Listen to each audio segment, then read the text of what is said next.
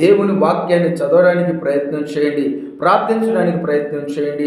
మన యొక్క దరిద్రమైనటువంటి జీవితాలను, మన యొక్క భయంకరమైన పరిస్థితులను ప్రభువు మార్చి భయం లేకుండా సురక్షితముగా, నెమ్మదిగా, ఆరోగ్యవంతులుగా ప్రభు చేయడానికి ఆయన సిద్ధంగా ఉన్నాడు. కాబట్టి ఈ ఉదయకాలంలో ఈ మాటలు ఉంచిన నేను మనందరం కూడా కనీసం ప్రార్థన చేద్దాం. తల్లవంచండి. సకల ఆశీర్వాదాలకు కారణభూతుడైన యేసు ప్రభువా, నీకు స్తోత్రాలు.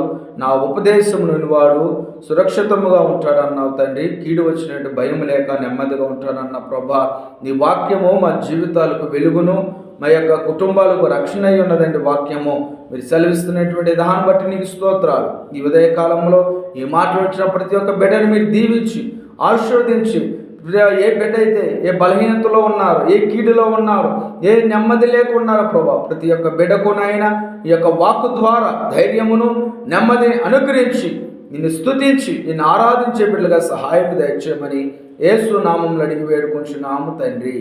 ఆమేన్.